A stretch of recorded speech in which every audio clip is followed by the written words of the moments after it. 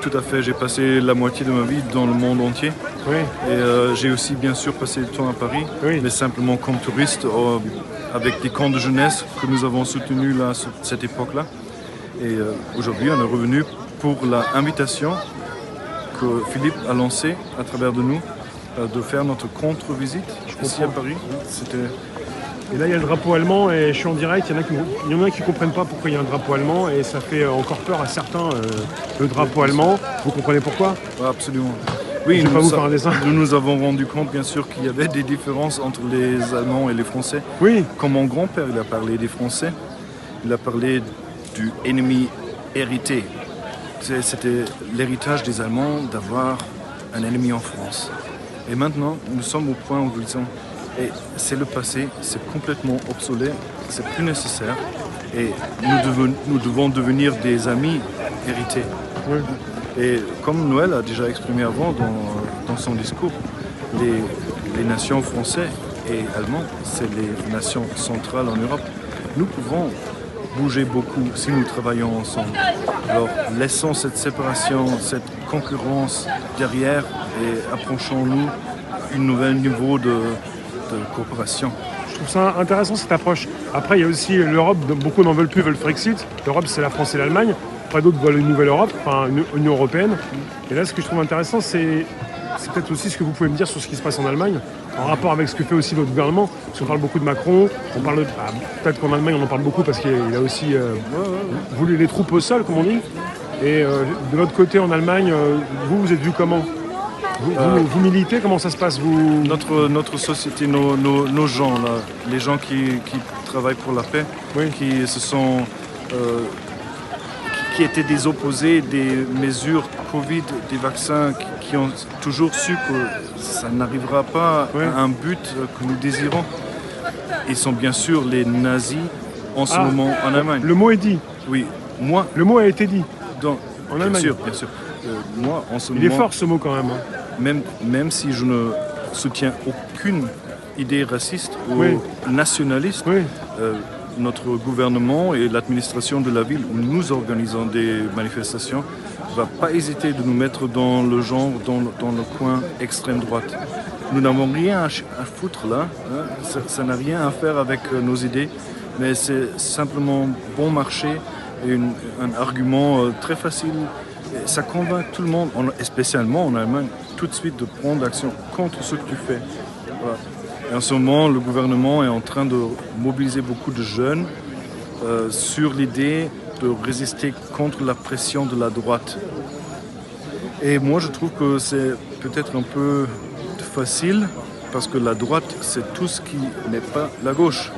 Alors, tu déclares un grand part de la population un ennemi, seulement parce qu'ils ont des idées conservatives. Mais ça n'a rien à faire avec le nationalisme ou l'extrême droitisme. Alors, c'est simplement l'essai de notre gouvernement de garder les doigts sur le développement et de ne pas faire lâcher la situation. Parce que nous devenons de plus en plus forts. Et tous ces mensonges et toute cette truquerie qui est construite devant nous là, est en train de devenir de plus en plus transparent. Pas seulement à cause de gens comme toi, comme les médias alternatifs qui investissent beaucoup de leur temps de vie pour jeter de la lumière dans cette obscurité qui est bien gardée autour de nous. Et nous, on en a assez, hein, on ne veut plus. Et ça nous fait des nazis. C'est aujourd'hui les nazis en Allemagne qui manifestent pour la paix. Et comment est-ce que ça s'explique là? Et le drapeau allemand, je l'avais essayé d'exprimer avant, il n'est pas un signe national que j'ai amené ici à Paris. C'était un appel de la coopération entre les Français et les Allemands. C'est seulement pour montrer que nous sommes venus de cette frontière dans votre Est pour investiguer comment est-ce que vous faites. Et nous avons trouvé une société, plusieurs groupes, une manif extraordinaire, de très bonne énergie, très belle, avec des gens engagés et avec le cœur sur la place correcte. Et c'est ce que nous avons cherché. de nous renforcer, que sur votre côté de la frontière, ça se passe exactement comme chez nous. C'est égal. Le système, comment ils le font, comment ils impliquent leur séparation, c'est la même tactique en France et en Allemagne. Et notre gouvernement n'est pas vraiment un gouvernement, parce que beaucoup de gens en ce moment en Allemagne se demandent qui est représenté par M. Scholz. Qu'est-ce qui s'est passé avec Nord Stream 2 ? Pourquoi est-ce qu'il n'y a pas d'investigation ? Pourquoi est-ce que nous délivrons des missiles qui peuvent tuer des civilistes en Russie, sur le territoire russe, si nous avons un contrat avec les Russes et tous les autres alliés de la Deuxième Guerre mondiale de ne jamais commencer des actions offensives contre un des alliés. La situation qu'il provoque en ce moment est très facilement une opportunité pour les Russes, par exemple, cet allié de la Deuxième Guerre mondiale, de reoccuper son territoire d'occupation en Allemagne de l'Est. Nous ne sommes pas du tout intéressés dans ça. Okay? Alors, ils ouvrent les portes et ils ne respectent pas les traités, ils provoquent une guerre, ils tapent sur le ours russe, autant qu'à un moment à l'autre, il va se réveiller et dire « ça suffit ». L'Allemagne, c'est fédéral. Oui, il y a une différence avec la France où tout est centralisé. En exactement. Allemagne, est-ce que vous respirez plus, entre guillemets? Est-ce que quelque part, au niveau des États, enfin des différentes localités, tout le monde doit obéir vraiment aussi à l'État fédéral, à Scholz, ou pas? Ou un peu moins qu'en France? C'est ce qu'ils ont fait pendant la gouvernance de Mme Merkel. Ils ont de plus en plus centralisé ce fédéralisme. Ça veut dire que nous avons un fédéralisme de théâtre qui se passe dans tous les départements. Donc ça ressemble à la France. Ils ont tous leur politique d'éducation et leurs règles spéciales qui fait un peu difficile quand tu habites à côté d'une frontière régionale et tu travailles sur les deux côtés de la frontière. Par exemple, dans l'œuvre de construction, tu as des autres règles sur cet côté de la frontière, sur l'autre. Ça ne fait pas de sens. Alors sur cet niveau, ils sont très fédéraux, mais quand il s'agit d'une politique Covid, d'une vaccination obligatoire, tout centralisé, ça vient comme ça. Voilà. Et personne lève le doigt et dit mais j'ai des questions. Avec des responsables de localité, je ne sais pas comment ça s'appelle, des landers, des responsables qui exécutent, qui sont d'accord, qui sont du même cercle que le pouvoir. Exactement. C'est la même chose, même affaire. Et comment on peut, votre gouvernement, comment vous le nommez? C'est un gouvernement de quoi Du Bundesregierung, c'est le gouvernement fédéral. Okay? Oui. Ça, c'est M. Scholz et ses ministres. Et les autres, ça, c'est les gouvernements départementaux. Oui. Nous en avons 16. Okay? Nous n'avons pas aussi beaucoup de départements qu'en France. Et ils sont plus grands. Oui. Mais ils n'ont pas de pouvoir. Mais Scholz, il est quoi pour vous? Il est mondialiste? Il est quoi? Il est de gauche? Il est de droite? Il est central? Scholz se trouve dans une situation très dure parce que c'est lui le responsable pour ce que l'étranger voit de l'Allemagne. Il a le travail très délicat de balancer entre les intérêts des Américains, dont il est le servant, et les conséquences qui se produisent à cause des traités que nous avons sur le niveau international, par exemple avec la Russie, avec sa population qui se demandait pourquoi est-ce que je paye le triple, 5 fois aussi beaucoup pour l'énergie électrique maintenant que j'ai payé il fait 2 années. Pourquoi est-ce que vous sortez du programme nucléaire? Pourquoi est-ce qu'on achète maintenant de la gaz liquéfié des États-Unis pour un prix qui est 6 fois si haut qu'avant le prix de la Russie? C'est quoi notre intérêt de le faire? Si M. Poutine, le président Poutine est là et dit si vous voulez, nous avons encore une pipeline là qui est ouverte, on pourrait délivrer de la gaz. Alors, il fait une politique de balançoire. Il ne contrôle rien. Il est simplement bougé par les influences qui l'entourent. Le gouvernement, il est corrompu? Ça, je ne peux pas le prouver, mais il est très probable. Mais il est un peu comme en France, ils exécutent les ordres de Washington. Ouais, Oui, et ça officiellement, en France c'est encore pire parce que vous êtes une nation indépendante. Nous, on est l'État numéro 52 des États-Unis. Voilà. On dit ça maintenant aussi pour la France. Oh, ben bon, plus vous êtes vous peut-être pensez 53. Nous, on était l'esclave des États-Unis avant. Hein. Alors, mettez-vous en ligne derrière nous. Hein. Depuis la Seconde Guerre mondiale, la démilitarisation d'Allemagne. Je dirais après la démission des troupes russes en Allemagne. Il aurait été logique. C'était quand ça ? C'était en 1990 que les troupes américaines, anglais et français s'en vont. Bien sûr que les troupes françaises se sont reculées. Après la chute du mur de Berlin. Mais les Anglais sont encore là, dans quelques bases.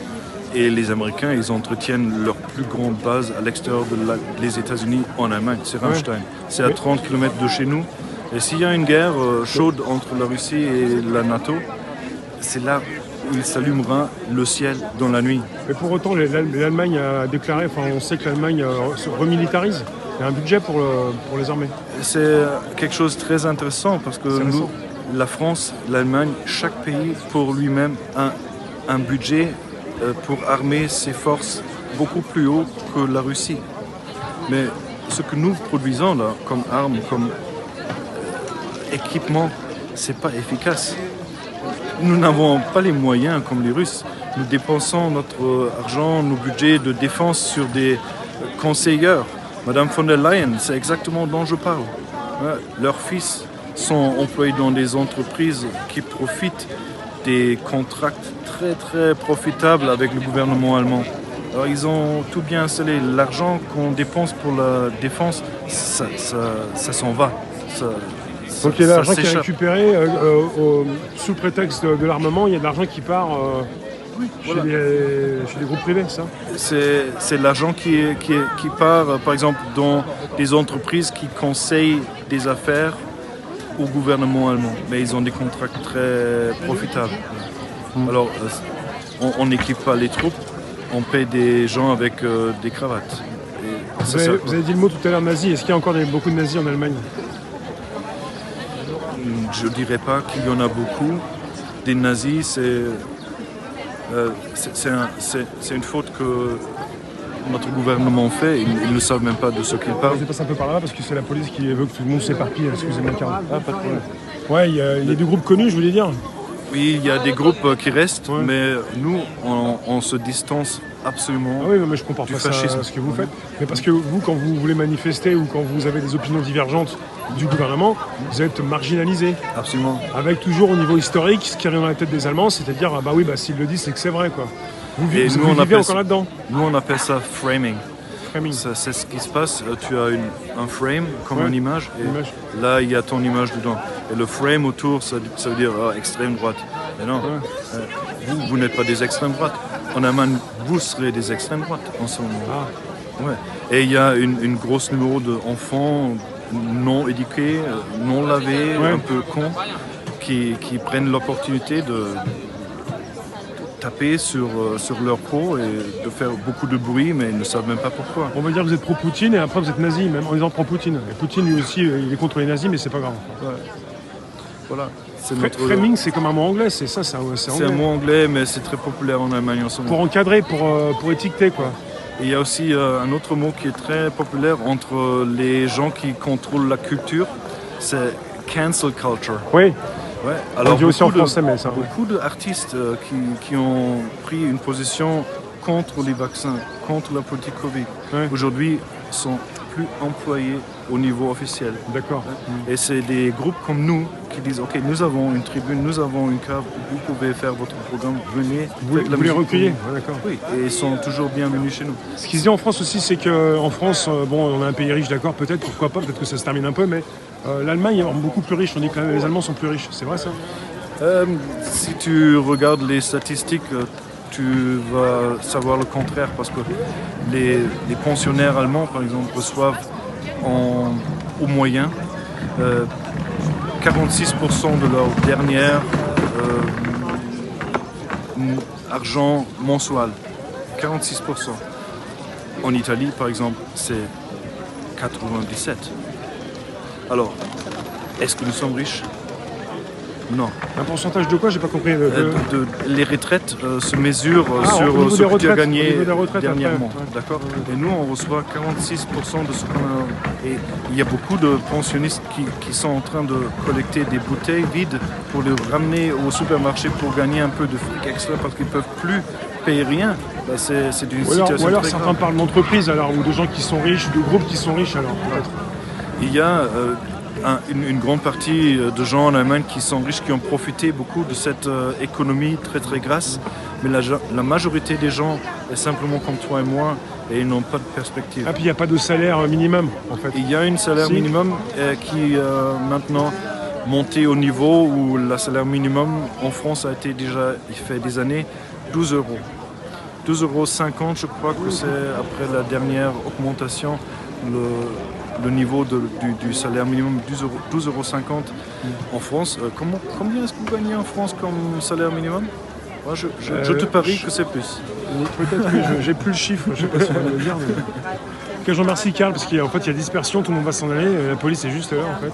Ouais, comme toujours. Ouais, comme toujours. Ouais, bon, maintenant ils ont terminé de s'ennuyer, ils peuvent retourner chez eux et ils ont passé une dure dimanche. Il y a des caméras partout, après s'ils font pas même eux ce qu'ils doivent faire, on va leur dire bah ils sont surveillés aussi à distance. Mais tu sais, ils sont tranquilles. Ils n'ont pas dérangé la manifestation. Je ne sais pas si le niveau ici entre la police et les manifestants, s'il y a un niveau de respect. Mais chez nous en Allemagne, les policiers commencent à avoir du respect des manifestants parce qu'ils voient que nous, on ne produit pas la violence, Ouais. les mauvaises images, Ils comprennent. de la haine. Ouais. Tu l'as vu, tu passes une manifestation comme Bien ça sûr. ici, c'est tout tranquille. Il y a seulement quelques individus qui entrent, qui dérangent, mais ils ne viennent pas de chez nous, là. Hein. Je vous remercie Karl.